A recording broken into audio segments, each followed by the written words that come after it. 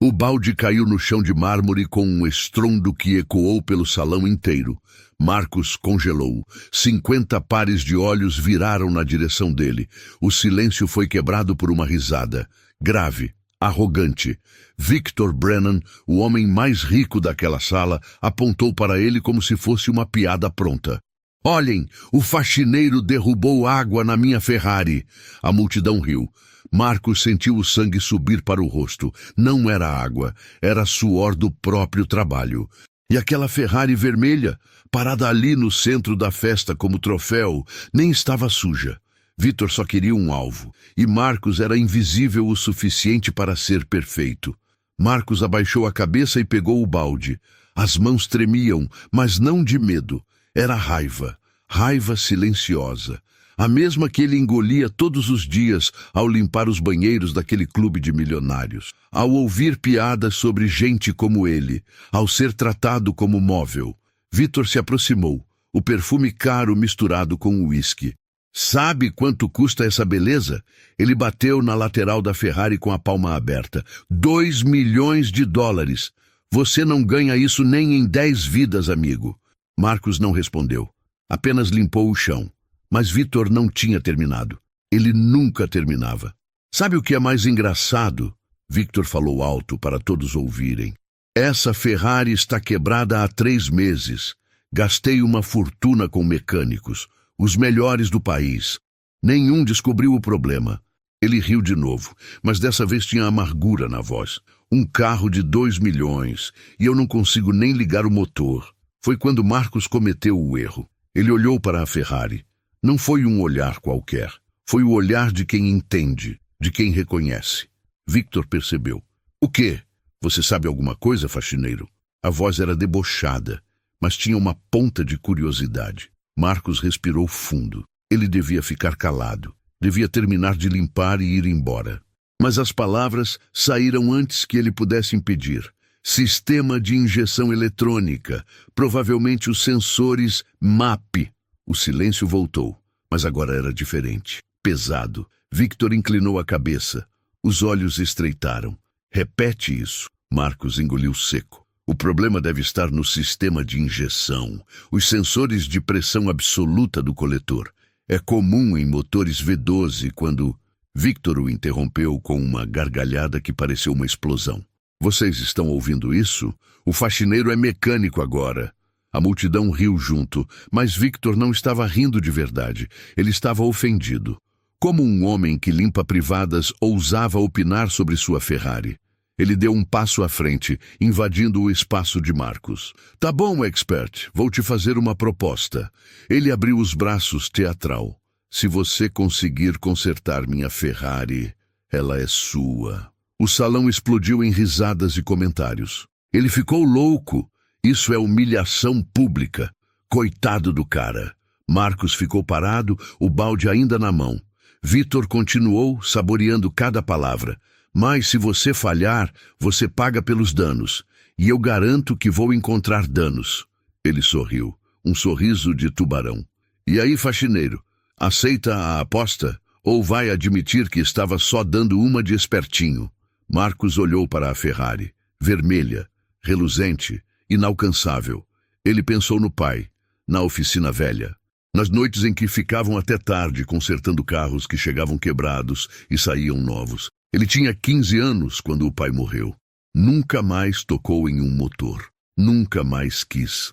Mas agora, olhando para aquele carro, sentiu algo queimar no peito. Não era só raiva, era memória, era propósito. Ele largou o balde no chão. O som ecoou como uma declaração. Me dê a chave. Victor piscou, surpreso. Não esperava isso. O quê? Marcos deu um passo à frente.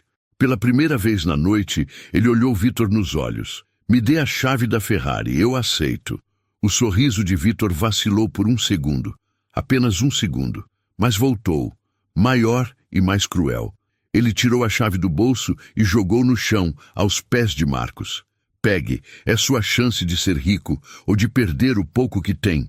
Marcos se abaixou, pegou a chave e sentiu o metal gelado na palma. A multidão estava em silêncio agora, todos esperando. alguns com pena, outros com curiosidade mórbida.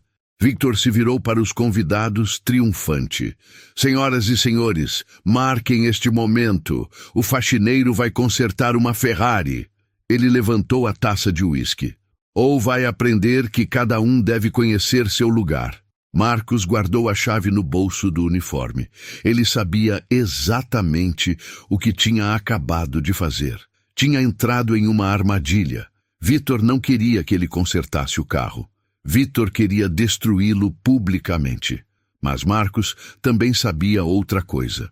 Aquela Ferrari tinha um problema, e ele tinha a solução. Ele virou as costas para a multidão e caminhou em direção à saída. Ninguém aplaudiu, ninguém desejou sorte. Ele era apenas o faxineiro que tinha perdido a cabeça, mas enquanto caminhava, Marcos apertou a chave no bolso, e pela primeira vez em anos, sentiu algo que tinha esquecido: esperança. Victor Brennan não nasceu rico. Ele construiu seu império, ou pelo menos era isso que ele dizia. A verdade era diferente.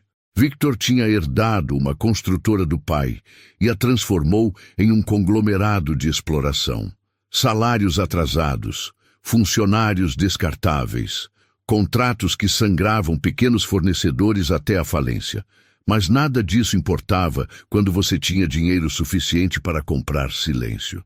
E Victor tinha muito dinheiro. Sua mansão ficava no topo da colina mais cara da cidade. 20 quartos, uma garagem com capacidade para 15 carros. E todos eram obras de arte sobre rodas. Lamborghinis, Bugattis, Porsches clássicos, mas a joia da coleção era aquela Ferrari Enzo vermelha, edição limitada, uma das 399 produzidas no mundo. Victor a comprou em um leilão por $2,5 milhões, só para mostrar que podia. Ele tratava aquela Ferrari melhor do que tratava qualquer ser humano. Todos os dias, um funcionário tinha que polir o carro, não podia usar qualquer pano. Tinha que ser microfibra importada da Alemanha. A temperatura da garagem era controlada, 22 graus. Nem mais, nem menos. Victor passava horas apenas olhando para o carro, tocando no capô, sentindo o poder que aquele metal representava. Mas 3 meses atrás, o impensável aconteceu. A Ferrari parou de ligar. Victor tentou dar a partida. Nada. Apenas um clique seco e silêncio. Ele chamou o mecânico pessoal, um italiano chamado Giuseppe, que cuidava de sua coleção há anos. Giuseppe passou 2 dias examinando cada centímetro do motor. Trocou peças. Testou sistemas. Nada funcionou. Senhor Brennan, eu não entendo. Tudo parece perfeito, mas o motor não responde. Victor despediu Giuseppe na mesma hora. Sem aviso prévio. Sem indenização. 15 anos de trabalho jogados no lixo porque ele não conseguiu resolver um problema. Depois, vieram outros mecânicos, os melhores que o dinheiro podia comprar.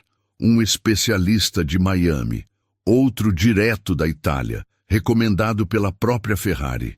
Cada um cobrava fortunas só pela consulta, e cada um saía derrotado. A Ferrari se tornou uma ferida aberta no ego de Victor. Ele não podia vendê-la quebrada. Seria admitir derrota. Não podia doá-la. Seria desperdiçar dinheiro. Então ela ficou ali, parada na garagem, como um lembrete diário de que nem todo problema se resolve com dinheiro. E isso o deixava furioso. Victor Brennan não aceitava fracassos, especialmente quando eram públicos. E o problema tinha se tornado público. Seus amigos milionários sabiam, faziam piadas nas festas. E aí Victor conseguiu ligar aquele carrinho. Ele ria junto, mas por dentro fervia. A Ferrari quebrada era mais que um carro parado. Era uma mancha em sua reputação. Uma prova de que ele não tinha controle total. E controle era tudo para Victor. Mas não era só com carros que Victor demonstrava quem ele era. Era com gente. Ele tratava funcionários como peças descartáveis. Maria, a cozinheira, trabalhou para ele por 10 anos. Quando ela pediu uma semana de folga para cuidar da mãe doente, Victor a demitiu. Aqui não é asilo. Ou trabalha ou sai. Roberto, o motorista, bateu o carro em uma noite de chuva. Sem feridos, apenas um arranhão no para-choque. Victor o processou por danos e o fez pagar do próprio bolso. A lista de humilhações era longa. Jorge, o segurança, foi demitido porque bocejou durante uma festa. Você está cansado do meu dinheiro?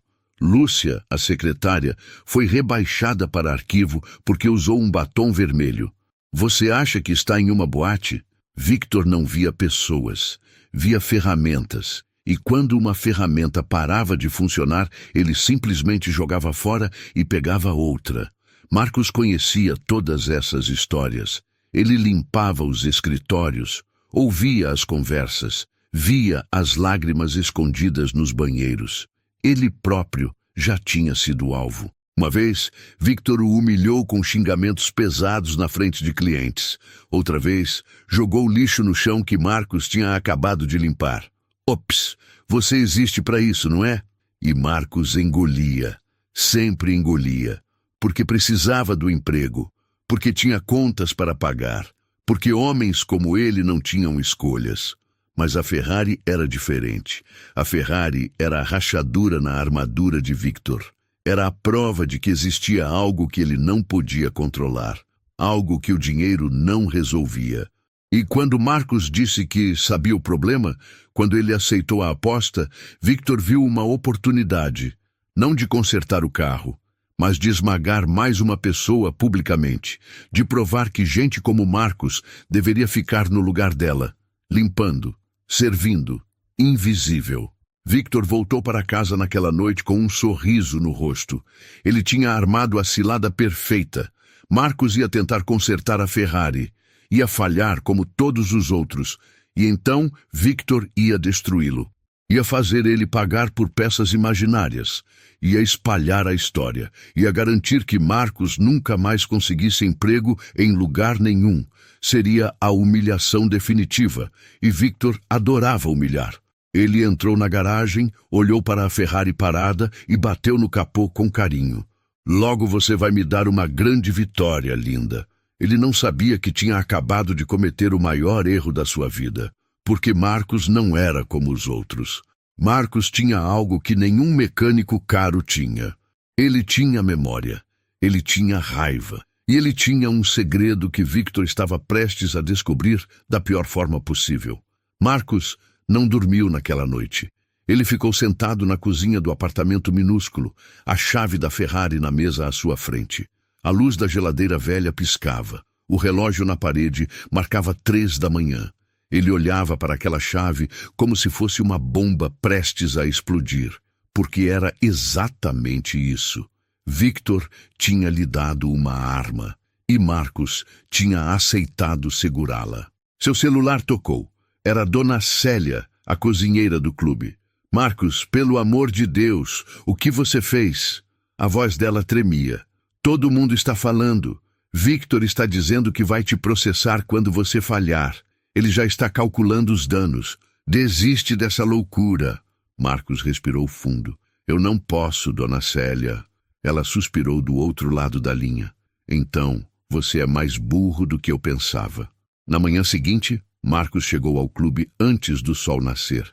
Ele tinha 48 horas. Era o prazo que Victor tinha dado. 2 dias para fazer o que mecânicos especializados não conseguiram em 3 meses. Marcos sabia que era impossível, mas havia algo que os outros mecânicos não tinham. Eles procuravam problemas complexos, porque carros caros têm problemas caros. Mas o pai de Marcos sempre dizia uma coisa. Às vezes, o problema mais simples é o que ninguém vê. Ele entrou na garagem. A Ferrari estava lá, reluzente sob as luzes. Marcos se aproximou devagar, como quem se aproxima de um animal selvagem. Ele tocou no capô, frio, perfeito. Ele abriu a porta do motorista e sentou no banco de couro. O cheiro era inebriante, novo, caro, inalcançável. Ele colocou a chave na ignição e girou. Clique. Silêncio. Nada mais. Marcos fechou os olhos e voltou no tempo. Ele tinha 13 anos. Estava na oficina do pai. Um Mercedes tinha chegado com o mesmo problema.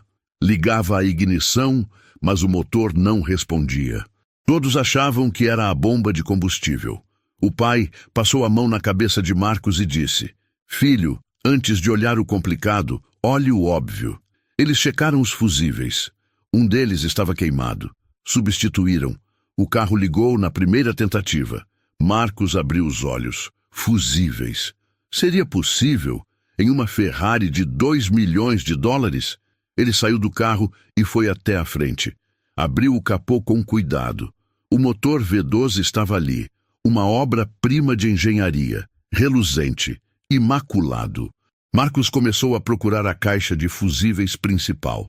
Levou 15 minutos até encontrá-la, escondida atrás do compartimento do sistema de injeção. Ele abriu a tampa. Havia 17 fusíveis. Todos pareciam intactos. Marcos pegou cada um e inspecionou contra a luz.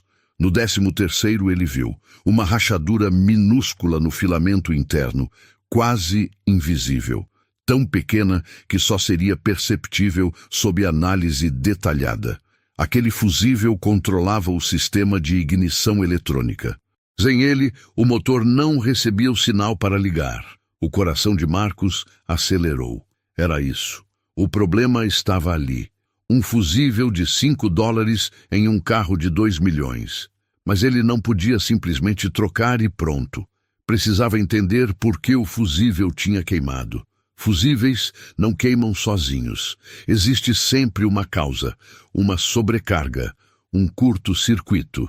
Se ele trocasse sem descobrir a origem, o novo fusível queimaria também. Marcos passou as próximas 6 horas rastreando o sistema elétrico. Ele seguiu cada fio, cada conexão, e então encontrou. Um dos cabos do alternador estava mal encapado. Provavelmente um defeito de fábrica. Mínimo, imperceptível, mas suficiente para criar uma variação de voltagem que, ao longo do tempo, sobrecarregou o fusível. Era um problema tão específico, tão escondido, que nenhum diagnóstico padrão conseguiria detectar. Ele precisava de peças, mas não podia sair dali. Se Vitor soubesse que ele tinha deixado a garagem, diria que Marcos tinha adulterado algo. Tinha que ser ali, com o que tinha. Marcos olhou ao redor. Havia uma caixa de ferramentas no canto. Ferramentas de polimento, nada de mecânica. Mas tinha fita isolante. Marcos pegou o cabo defeituoso e o isolou com cuidado cirúrgico. Não era a solução perfeita, mas funcionaria. Agora, o fusível. Marcos não tinha um fusível novo e não podia usar um genérico. Tinha que ser exatamente a especificação original. 10 amperes, cerâmico, específico para sistemas eletrônicos de alta performance. Ele olhou ao redor, desesperado, e então teve uma ideia. Havia outros carros na garagem, uma Lamborghini, uma Porsche, carros igualmente sofisticados, carros que Vitor amava quase tanto quanto a Ferrari. Marcos foi até a Lamborghini, abriu o capô, procurou a caixa de fusíveis. Encontrou um fusível idêntico, 10 amperes, cerâmico, perfeito. Ele hesitou. Se tirasse aquele fusível, a Lamborghini não ligaria. Victor saberia. Mas Marcos não tinha escolha. Ele removeu o fusível com cuidado e voltou para a Ferrari. Colocou no lugar do queimado. Fechou a caixa, fechou o capó. Marcos entrou no carro. Colocou a chave na ignição. Sua mão tremia. Ele pensou no pai. Pai, se você está em algum lugar, me ajuda agora. Ele girou a chave. Por um segundo nada aconteceu. Apenas silêncio. Marcos sentiu o estômago afundar. Tinha falhado. Victor estava certo. Ele era apenas um faxineiro que... O motor rugiu. Um rugido grave, poderoso, perfeito. As luzes do painel acenderam. O velocímetro subiu. A Ferrari estava viva. Marcos não conseguiu se mexer. Ele apenas ficou ali, sentado, ouvindo aquele som impossível. Tinha funcionado. Ele tinha consertado uma Ferrari. Um faxineiro tinha feito o que mecânicos de elite não conseguiram. Mas a vitória durou apenas um momento. A porta da garagem se abriu com violência. Vitor entrou como uma tempestade. Ele não estava sozinho. Tinha trazido testemunhas. 5 amigos milionários. todos com sorrisos de quem veio ver um desastre. Então, faxineiro, Victor gritou por cima do som do motor. Conseguiu ligar ou só está fazendo barulho? Marcos desligou o motor, saiu do carro e olhou Victor nos olhos. Está consertada. O silêncio que se seguiu foi absoluto. Victor piscou. O quê? Marcos deu um passo à frente. A Ferrari está consertada. O problema era um fusível queimado e um cabo defeituoso no alternador. Troquei o fusível e isolei o cabo. Pode ligar quantas vezes quiser, vai funcionar. As testemunhas se entreolharam. Victor ficou pálido. Não era possível. Não podia ser tão simples. Ele avançou até o carro, empurrou Marcos para o lado e entrou. Girou a chave com força. O motor rugiu novamente. Victor acelerou. O som ecoou pela garagem como um trovão. Ele desligou, ligou de novo. Funcionou perfeitamente. Ele saiu do carro, o rosto vermelho. Não era raiva, era humilhação. Um faxineiro tinha resolvido em um dia o que seus mecânicos caros não resolveram em 3 meses. Você tirou uma peça de outro carro, Victor gritou, procurando uma saída. Isso é trapaça! Marcos balançou a cabeça. Você disse para consertar a Ferrari. Consertei. Não disse como. Um dos amigos de Victor riu. Ele tem razão, Victor. A aposta era clara. Se ele consertasse, a Ferrari seria dele. Victor se virou, furioso. Cala a boca, Richard. Mas era tarde demais. As testemunhas tinham visto, tinham ouvido. Victor Brennan tinha feito uma aposta pública e tinha perdido para um faxineiro. Marcos ficou parado, esperando. Parte dele não acreditava que tinha chegado até ali. A outra parte sabia que o pior ainda estava por vir. Porque homens como Victor não aceitam derrotas. Eles não cumprem acordos. Eles destroem quem os envergonha. Victor se aproximou, a voz baixa e perigosa. Você não sabe o que acabou de fazer. Marcos não recuou. Pela primeira vez na vida, ele não recuou. Eu sei exatamente o que fiz. Ganhei uma Ferrari. Victor sorriu, mas não era um sorriso de quem perdeu. Era um sorriso de quem está prestes a atacar. Você acha que vai sair daqui com o meu carro? Você não tem ideia de quem eu sou. Marcos sentiu o perigo, mas não podia voltar atrás agora. Ele tinha consertado a Ferrari, tinha vencido, e pela primeira vez em anos não se sentia invisível. Ele se sentia vivo. Victor não entregou a chave. Óbvio que não entregaria. Ele ficou ali parado, segurando a chave da Ferrari contra o peito como se fosse um troféu de guerra. Os amigos dele começaram a murmurar. Victor, você fez a aposta. Todo mundo viu. Você tem que cumprir. Mas Victor apenas sorriu aquele sorriso de serpente e disse, tem razão, eu vou cumprir, mas antes preciso de um documento.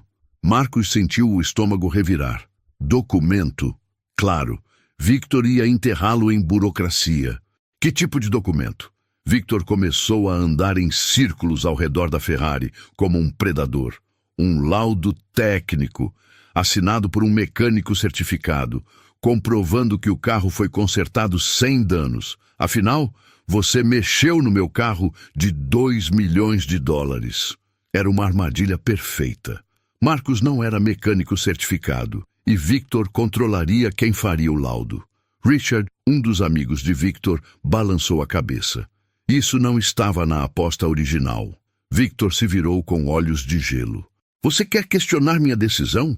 Na minha propriedade? Richard recuou. Todos recuaram. Victor se virou para Marcos. Amanhã, meio-dia, aqui. Naquela noite, Marcos voltou ao clube. Entrou pela porta dos fundos. A garagem estava trancada, mas ele tinha as chaves mestras. Ele tirou fotos de cada detalhe da Ferrari. O motor, a caixa de fusíveis, tudo.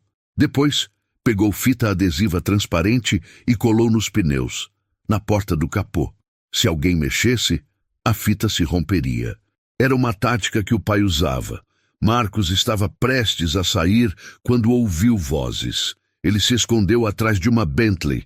Era Victor com um homem de uniforme de mecânico.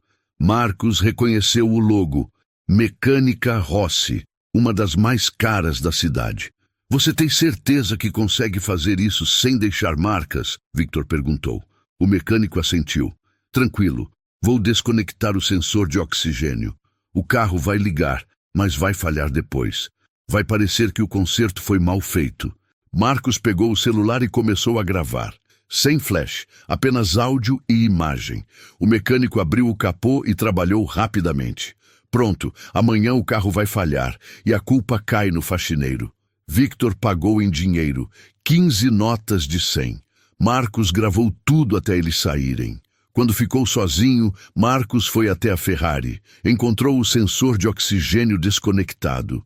Reconectou com cuidado, tirou mais fotos, documentou tudo. Depois verificou as fitas adesivas. Estavam rompidas.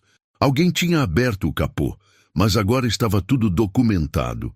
Marcos passou a noite editando o vídeo, limpando o áudio, aumentando o brilho, tornando as vozes mais claras. Às 6 da manhã mandou cópias para 3 pessoas, Dona Célia, seu primo advogado, e um e-mail anônimo como backup. Depois se preparou, roupa limpa, calça jeans, camisa branca. Hoje ele não ia como faxineiro. Ao meio-dia, a garagem estava cheia. Victor, os mesmos amigos, e um homem de terno cinza com prancheta, o perito. Marcos foi direto até ele. Meu nome é Marcos. Fui eu quem consertou a Ferrari. O perito apertou sua mão. Dr. Henrique Novaes, engenheiro mecânico certificado. Vou avaliar o conserto. Dr. Novaes abriu o capô, conectou um laptop ao sistema de diagnóstico. As testemunhas assistiam em silêncio. Marcos ficou de braços cruzados, esperando. O perito franziu a testa. Desconectou. Conectou de novo. Olhou para Victor confuso. Sr. Brennan, o carro está perfeito. O conserto foi impecável. Victor ficou branco. Como assim perfeito? Verifica de novo. O perito verificou 3 vezes.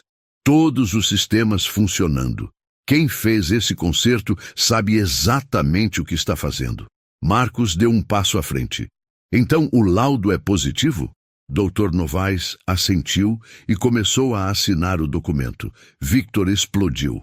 Um faxineiro consertou o que mecânicos certificados não conseguiram?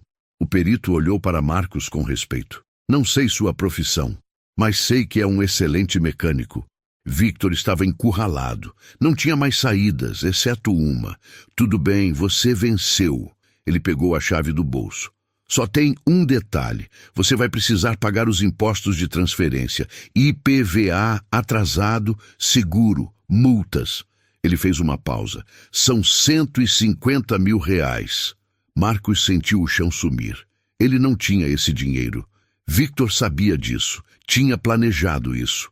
Victor estendeu a chave. Então, ainda quer o carro? As testemunhas ficaram em silêncio. Era o golpe final. Mas Marcos não recuou. Pegou a chave da mão de Victor. Eu aceito. Victor piscou. Você tem o dinheiro? Marcos sorriu pela primeira vez. Não preciso ter, porque essa Ferrari nunca foi legalmente sua. Ele tirou o celular do bolso e apertou play. A voz de Victor encheu a garagem. Você tem certeza que consegue fazer isso sem deixar marcas? O silêncio foi ensurdecedor. Victor ficou petrificado. Na tela, o vídeo mostrava tudo. A sabotagem, o suborno, a confissão. As testemunhas se afastaram dele como se estivesse radioativo. Marcos parou o vídeo. Eu tenho mais, muito mais. E se você não me der essa Ferrari agora, sem custos, sem taxas, sem nada, eu vou usar isso como prova em um processo criminal por sabotagem e tentativa de fraude. Meu advogado já está preparando tudo. Victor estava destruído. Não havia saída. Marcos tinha virado o jogo. E agora, o rei estava nu diante de todos. A garagem estava tão silenciosa que dava para ouvir a respiração de cada pessoa ali. Victor olhava para o celular de Marcos como se fosse uma arma apontada para sua cabeça, porque era exatamente isso. O vídeo continuava rodando. A voz do mecânico contratado ecoava. O carro vai ligar, mas vai falhar depois. Vai parecer que o conserto foi mal feito. E então a risada de Victor. Aquela risada arrogante que agora soava como uma confissão de culpa. Isso é... Isso é montagem, Victor gaguejou, mas sua voz não tinha força. Ele olhou para as testemunhas procurando apoio. Ninguém se moveu. Richard, que estava na frente, deu um passo para trás. Victor, isso é sua voz, claramente. Outro amigo balançou a cabeça, enojado. Você sabotou seu próprio carro para incriminar um inocente? Victor abriu a boca, mas não saiu som. Pela primeira vez na vida, ele não tinha resposta. Marcus desligou o vídeo e guardou o celular. Eu tenho cópias, em 3 lugares diferentes. Se algo acontecer comigo, se eu sumir, se eu sofrer um acidente, tudo vai a público. Ele deu um passo em direção a Victor. E não é só o vídeo. Eu tenho fotos, documentação completa, horários, testemunhas que viram você entrar na garagem ontem à noite. Victor recuou. Ele que sempre avançava, que sempre dominava, agora recuava. Você não entende com quem está mexendo, Victor sussurrou. Mas era uma ameaça vazia. Marcus balançou a cabeça. Não, você que não entende. Durante anos eu limpei seus banheiros, ouvi suas conversas, vi você destruir pessoas. Maria, a cozinheira que você demitiu porque a mãe dela estava doente. Jorge, o segurança que você humilhou por bocejar. Roberto, que você processou por um arranhão no para-choque. Marcus fez uma pausa. Eu vi tudo e guardei tudo. As testemunhas se entreolharam, algumas com culpa, porque elas também tinham visto, tinham presenciado as humilhações e não fizeram nada. Victor tentou retomar o controle. Vocês vão acreditar em um faxineiro? Eu sou Victor Brennan. Eu construí um império. Marcus o interrompeu. Você herdou uma construtora e transformou em máquina de exploração. Salários atrasados, fornecedores quebrados, funcionários tratados como lixo.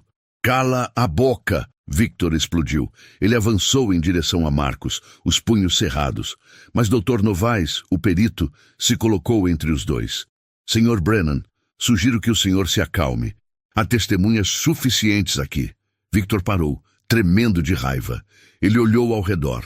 5 amigos, um perito, e todos olhavam para ele com uma mistura de pena e repulsa.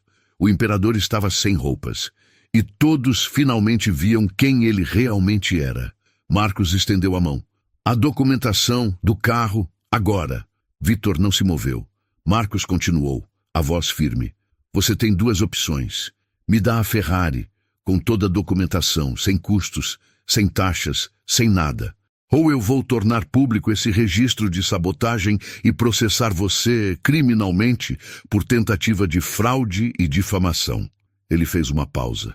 Eu já tenho advogado, e tenho certeza de que a imprensa vai adorar essa história. Victor fechou os olhos. Ele sabia que tinha perdido, completamente. A documentação está no escritório, ele disse, a voz derrotada. Vou buscar. Marcus balançou a cabeça. Não, você manda alguém buscar. Você fica aqui, comigo, onde eu posso ver. Victor olhou para Richard. Busca a documentação do Enzo. Está no cofre, código 2847. Richard hesitou. Victor, você tem certeza? Victor explodiu novamente. Vai buscar! Richard saiu correndo. O silêncio voltou. Marcus ficou parado, observando Victor desmoronar. Não havia prazer nisso. Apenas justiça. Depois de 5 minutos que pareceram horas, Richard voltou com uma pasta preta. Documentos, certificado de propriedade. Tudo. Ele entregou para Marcus, não para Victor. Marcus abriu a pasta e verificou. Estava tudo ali. Ele olhou para Dr. Novaes. Doutor, o senhor pode testemunhar que essa transferência está sendo feita sem coerção? O perito piscou, confuso. Mas houve coerção. O vídeo... Marcus o interrompeu. O vídeo prova que Victor tentou me incriminar falsamente. Eu estou apenas pedindo o que me foi prometido publicamente, em uma aposta legítima, que eu ganhei. Ele olhou para as testemunhas. Todos aqui viram. A aposta foi clara. Se eu consertasse a Ferrari, ela seria minha. Eu consertei. O laudo do senhor confirma, correto? Dr. Novaes assentiu lentamente. Sim, o conserto foi perfeito. Marcos se virou para Victor. Então não há coerção, apenas cumprimento de um acordo que o senhor tentou sabotar criminalmente.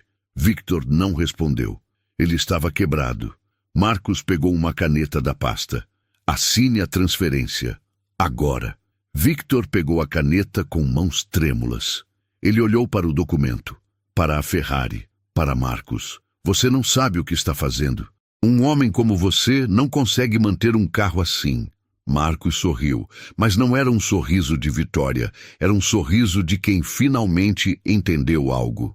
Você tem razão, eu não quero manter um carro assim.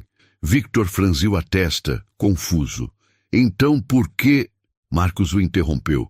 Porque não é sobre o carro. Nunca foi. É sobre você aprender que pessoas não são descartáveis, que dinheiro não compra dignidade e que subestimar alguém pode ser seu maior erro. Victor assinou o documento com um rabisco violento. Jogou a caneta na mesa. Pronto, está feliz? Marcos pegou os documentos e os guardou na pasta. Não. Feliz seria se você nunca tivesse humilhado ninguém. Feliz seria se Maria ainda tivesse seu emprego, se Jorge não tivesse sido destruído, se Roberto não tivesse perdido suas economias. Ele olhou nos olhos de Victor. Mas justiça? E isso eu consegui. Marcos se virou para sair, mas antes olhou para as testemunhas. Vocês todos viram o que aconteceu aqui, e vocês todos viram o que Victor fez durante anos, com funcionários, com fornecedores, com qualquer um que ele considerasse inferior. Ele fez uma pausa. Quando saírem daqui, pensem sobre isso, sobre quantas vezes ficaram calados, sobre quantas vezes riram junto, sobre quantas vezes foram cúmplices. O silêncio era pesado, culpado. Marcos caminhou em direção à Ferrari, abriu a porta, entrou. O couro cheirava a vitória. Ele colocou a chave na ignição e ligou o motor. O rugido encheu a garagem como um grito de liberdade. Ele olhou no retrovisor. Victor estava parado, sozinho, pequeno. Um rei sem reino. Marcos colocou a Ferrari em marcha e saiu daquela garagem. Enquanto dirigia pelas ruas, ele não se sentia rico, não se sentia poderoso. Ele se sentia livre, livre do peso de ser invisível, livre da humilhação diária, livre de aceitar que seu lugar era sempre embaixo. Ele pegou o celular e ligou para Dona Célia. Dona Célia, é o Marcos. A voz dela estava ansiosa. Marcos, o que aconteceu? Ele sorriu. Aconteceu que eu dirigi uma Ferrari para fora da casa do Victor Brennan. E ela é minha. O grito de alegria de Dona Célia quase estourou o telefone. Meu Deus, você conseguiu, eu não acredito. Marcos riu, e era um riso genuíno, de alívio, de vitória. Dona Célia, amanhã a gente conversa. Tenho uma proposta para a senhora. Ele desligou e continuou dirigindo. O sol estava se pondo. A cidade estava linda. E pela primeira vez em anos, Marcos se permitiu sonhar. Não com riqueza, mas com possibilidades, com recomeços, com justiça feita.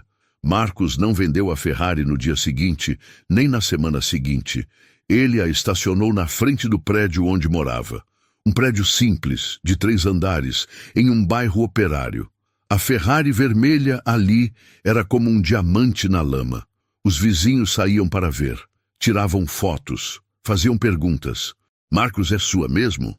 Como você conseguiu?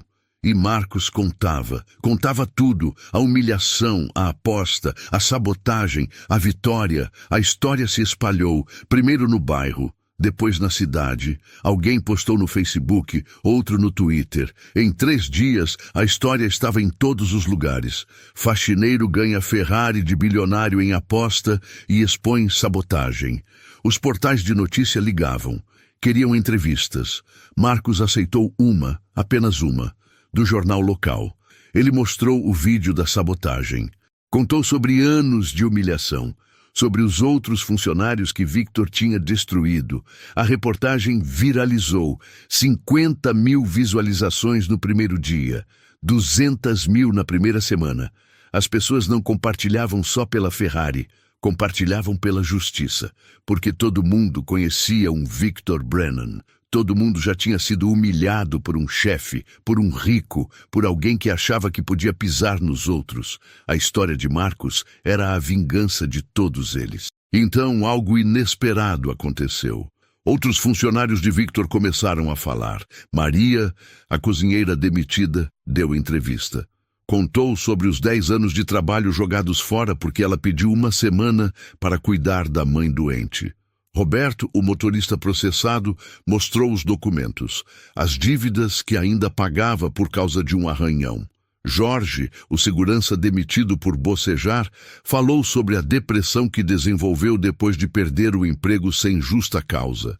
Um por um, eles saíram das sombras, e quanto mais falavam, mais a reputação de Victor desmoronava. Empresas começaram a cancelar contratos. Não queremos associação com alguém que trata funcionários assim. Fornecedores cobraram dívidas antigas. Bancos revisaram empréstimos. A prefeitura abriu investigação sobre irregularidades trabalhistas. Victor Brennan, o intocável, estava sendo tocado. E doía. Ele tentou reagir. Contratou uma assessoria de imprensa. Deu entrevista dizendo que tudo era mentira, que Marcos tinha forjado o vídeo, que era uma conspiração para extorquí-lo. Mas ninguém acreditou, porque o vídeo era claro, a voz era dele, os rostos eram reconhecíveis e, mais importante, todo mundo que já tinha trabalhado para ele sabia que era verdade. A negação de Victor só piorou as coisas. Marcos recebeu uma ligação. Era de um escritório de advocacia. Mas não era ameaça, era oferta. Senhor Marcos, representamos 15 ex-funcionários do Sr. Brennan. Gostaríamos de processar por danos morais, assédio moral e rescisões indevidas. O senhor estaria disposto a testemunhar? Marcos não hesitou. Sim, quando precisarem de mim, estarei lá. O processo foi aberto. Ganhou mais manchetes. Ex-funcionários processam bilionário por assédio moral. Victor tentou abafar. Ofereceu acordos, dinheiro para silêncio. Alguns aceitaram, precisavam, mas outros recusaram. Maria recusou. Não é sobre dinheiro, é sobre dignidade. Jorge recusou. Ele precisa aprender. Roberto recusou. Eu quero que todos saibam o tipo de homem que ele é. Enquanto isso, Marcos tomou uma decisão. Ele vendeu a Ferrari, mas não para qualquer um. Ele procurou um colecionador que pagasse o valor justo, R$2.200.000. Dinheiro limpo, legal. E então fez algo que ninguém esperava. Ele não gastou tudo consigo mesmo. Ele dividiu. Primeira coisa, ele deu R$100.000 para Maria, para compensar os anos que você perdeu. Maria chorou tanto que não conseguiu nem agradecer direito. 50.000 para Roberto, para pagar suas dívidas. Roberto abraçou Marcos e não quis soltar. 50.000 para Jorge, para recomeçar. Jorge beijou a testa de Marcos como se ele fosse um filho. Depois, Marcos fez algo maior. Ele pegou R$500.000 e abriu uma oficina. Não uma oficina qualquer. Uma oficina que contratava pessoas como ele. Pessoas que tinham sido invisíveis. Faxineiros que sabiam mecânica, seguranças que entendiam de elétrica, cozinheiras que tinham habilidades escondidas. Ele deu a elas uma chance, a mesma chance que ninguém deu para ele. A oficina se chamava Segundo Tempo, porque todo mundo merece um segundo tempo. A primeira funcionária foi Dona Célia. Dona Célia, a senhora vai ser minha gerente administrativa. Ela piscou, confusa. Mas Marcos, eu sou cozinheira. Marcos sorriu. A senhora organizou uma cozinha profissional por 10 anos. Organizou cardápios, gerenciou estoque, lidou com fornecedores. Isso é administração. Eu confio na senhora. Em 3 meses a oficina estava funcionando. Pequena, mas honesta. Os preços eram justos, o atendimento era humano e as pessoas vinham. Não só pelos serviços, vinham porque sabiam a história, porque queriam apoiar, porque acreditavam que negócios podiam ser diferentes, podiam ser éticos, podiam tratar pessoas com dignidade. Victor viu tudo isso de longe, de sua mansão cada vez mais vazia. porque seus amigos pararam de ligar, seus sócios se afastaram, sua reputação estava destruída. Ele tentou processar Marcos por difamação. O processo foi rejeitado. Não há difamação quando há provas. Ele tentou subornar juízes. Foi exposto novamente. Cada movimento dele só cavava o buraco mais fundo. Um dia, 6 meses depois, Victor apareceu na oficina de Marcos. Ele não veio de Ferrari, veio de táxi. Porque a maioria dos seus carros tinha sido penhorada para pagar dívidas trabalhistas. Ele entrou na oficina e todos pararam. O silêncio foi instantâneo. Dona Célia se levantou, protetora. "O que você quer aqui?" Victor ignorou ela. Olhou para Marcos. "Eu preciso falar com você." Marcos limpou as mãos no pano. Estava consertando um Fusca 78. Trabalho honesto, suor limpo. "Pode falar." Victor olhou ao redor, para os funcionários, para a oficina simples, para tudo que Marcos tinha construído. "Como você fez isso?" A voz dele não tinha raiva, tinha confusão, derrota. Marcos deu de ombros. "Eu tratei as pessoas como gente, não como ferramentas." Victor balançou a cabeça. "Eu perdi tudo. Contratos, amigos, respeito. A empresa está falindo. Os processos estão me destruindo." Ele fez uma pausa. "E você ganhou tudo. Como?" Marcos se aproximou. Olhou nos olhos de Victor. "Eu não ganhei tudo. Eu ganhei o suficiente. E a diferença entre eu e você é que eu sei o que é suficiente." Victor ficou em silêncio. Depois de um longo momento, ele falou, a voz baixa. "Eu vim aqui para, eu não sei, pedir desculpas? Não, isso seria mentira. Eu vim porque preciso entender. Como você sobreviveu? Como você não ficou amargo? Como você venceu?" Marcos respirou fundo. "Eu não venci sozinho. Maria me ajudou, Jorge me ajudou, Roberto me ajudou, Dona Célia me ajudou. Todas as pessoas que você destruiu me ajudaram, porque a gente entende algo que você nunca entendeu." "O quê?" Victor perguntou. Marcos sorriu. Um sorriso triste, mas genuíno. "Que juntos a gente é mais forte que qualquer bilionário sozinho." Victor assentiu devagar. Ele saiu daquela oficina menor do que quando entrou. Marcos voltou ao Fusca. Tinha trabalho a fazer, pessoas contando com ele, e pela primeira vez na vida, ele não estava limpando a bagunça de ninguém. Ele estava construindo algo limpo, algo justo, algo que fazia sentido. 2 anos depois, a oficina Segundo Tempo não era mais pequena. Marcos tinha alugado o galpão ao lado. Agora eram 15 funcionários, todos com histórias parecidas. Todos que tinham sido invisíveis, subestimados, descartados, e agora todos com propósito, com dignidade, com um salário justo no final do mês. A oficina tinha fila de espera, não porque eram os mais baratos, não eram, mas porque eram honestos. Quando um carro não precisava de conserto, eles falavam: "Seu carro está bom, não precisa trocar essa peça ainda." Isso era raro, e as pessoas valorizavam. Clientes indicavam para amigos, amigos indicavam para a família. A reputação da oficina crescia não por propaganda, mas por confiança. Marcos estava no escritório quando Dona Célia entrou com uma carta. "Marcos, chegou isso para você." Ela tinha um sorriso estranho no rosto. Marcos abriu o envelope. Era de um escritório de advocacia. Seu coração acelerou. Mais problemas? Mas quando leu, não era ameaça, era notícia. "Informamos que o processo movido contra Victor Brennan Construções foi concluído. Sentença favorável aos requerentes. Total de indenizações: 2 milhões. Sua participação como testemunha foi fundamental." Marcos leu de novo. 4 milhões.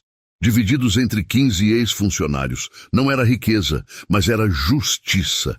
Era reconhecimento. Era a prova de que o sistema às vezes funcionava.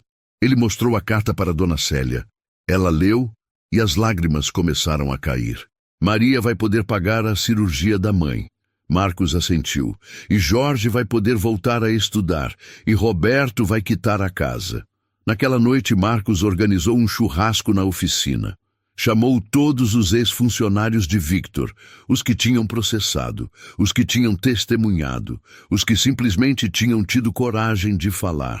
Eram 30 pessoas, 30 histórias de dor. E agora, 30 histórias de superação. Maria trouxe a mãe, que estava recuperada. Jorge trouxe o diploma de técnico em eletrônica que tinha acabado de receber. Roberto trouxe a escritura da casa, finalmente quitada. Eles comeram, riram, choraram, compartilharam memórias dos tempos ruins e celebraram os tempos bons. No meio da festa, Marcos subiu em um banco e pediu atenção. Eu queria dizer uma coisa. O silêncio se fez. Quando tudo começou, quando Victor me desafiou naquela festa, eu só queria provar que eu não era invisível, que eu tinha valor. Ele fez uma pausa. Mas eu aprendi algo maior. Eu aprendi que nenhum de nós é invisível quando ficamos juntos, quando nos apoiamos, quando nos recusamos a aceitar que nosso lugar é sempre embaixo.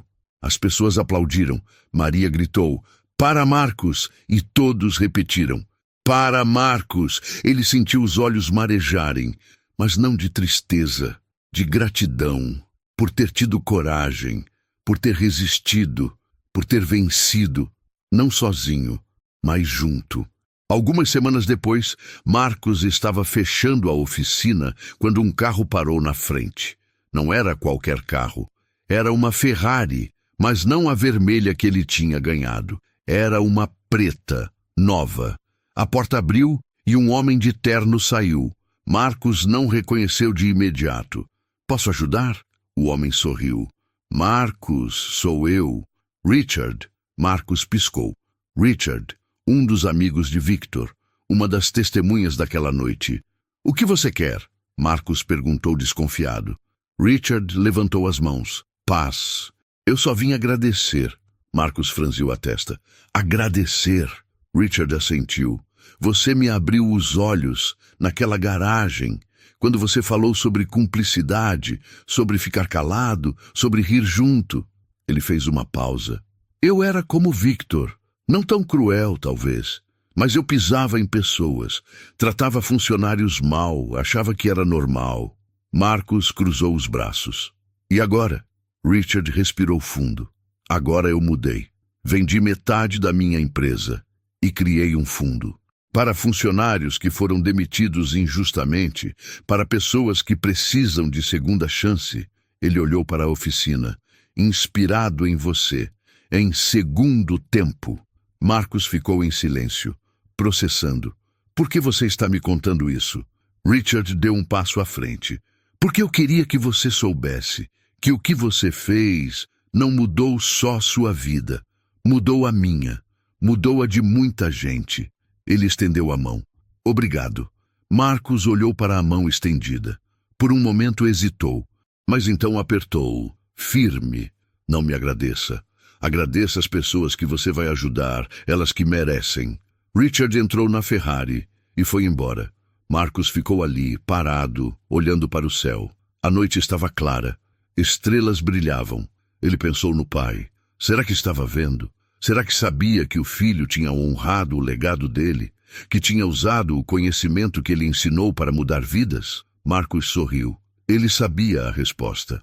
O pai estaria orgulhoso. No dia seguinte, um jovem de 19 anos entrou na oficina, magro, tímido, uniforme de supermercado.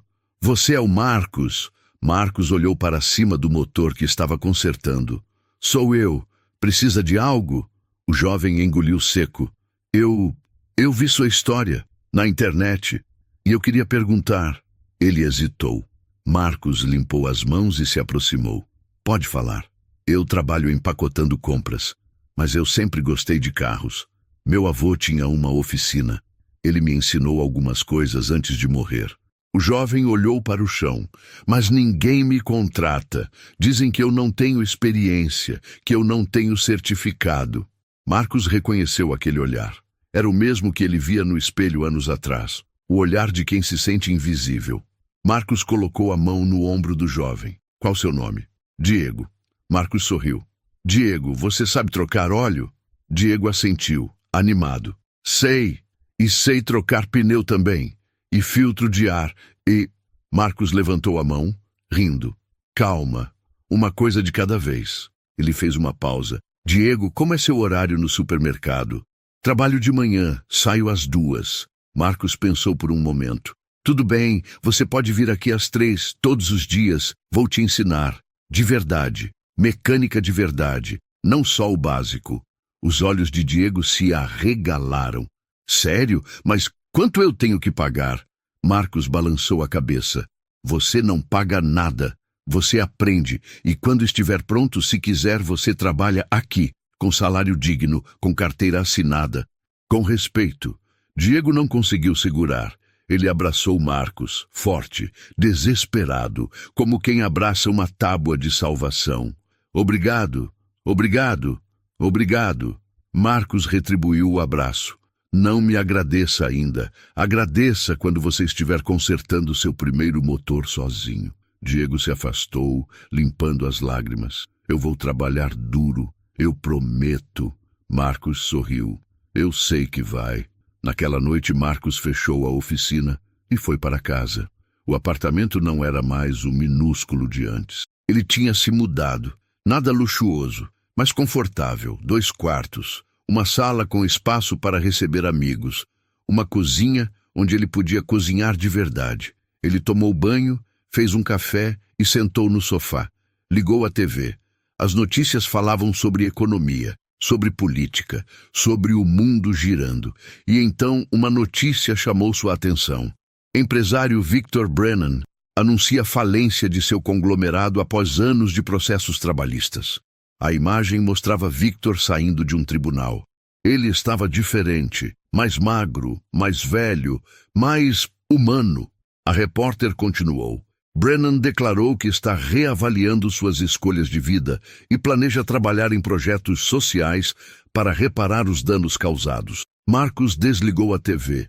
Ele não sentia alegria com a queda de Victor, não sentia raiva, sentia nada, porque Victor não importava mais. Aquele capítulo tinha acabado.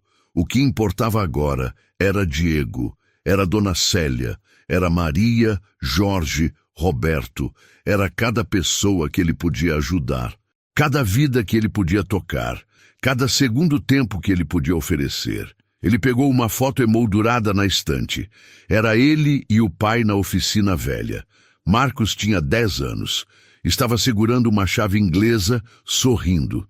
O pai estava atrás, com a mão no ombro dele, protetor, orgulhoso. Marcos passou o dedo pela foto.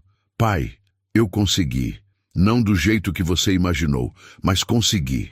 Obrigado por me ensinar que mecânica não é só sobre carros, é sobre pessoas, sobre conserto, sobre dar às coisas uma segunda chance de funcionar. Ele colocou a foto de volta, foi para o quarto, deitou e pela primeira vez em anos dormiu sem ansiedade, sem medo, sem raiva. Dormiu com paz. Porque ele tinha feito mais que ganhar uma Ferrari. Ele tinha recuperado sua humanidade. Tinha provado que dignidade não se compra, não se vende, não se tira. Dignidade se conquista, todos os dias, com trabalho honesto, com caráter, com a coragem de não aceitar ser invisível. E quando o sol nasceu no dia seguinte, Marcos acordou cedo, tomou café, vestiu o uniforme da oficina. E foi trabalhar, porque tinha motores para consertar, pessoas para ensinar, vidas para mudar. Ele não era mais um faxineiro, não era mais invisível. Ele era Marcos, dono da oficina segundo tempo, pai de uma segunda chance para quem precisava. E isso, ele descobriu, valia mais do que 1000 Ferraris. Se essa história te lembrou que dignidade não se compra e que a virada vem quando a gente se recusa a aceitar o nosso lugar, faz o seguinte, deixa o like agora e comenta aqui embaixo. Isso mostra que você acredita em justiça prática, não de discurso. Cada like empurra esse vídeo para quem precisa de coragem hoje. E cada comentário vira combustível para trazer mais histórias que levantam a cabeça e calam os Victors da vida. Se chegou até aqui, escreve: Não sou invisível.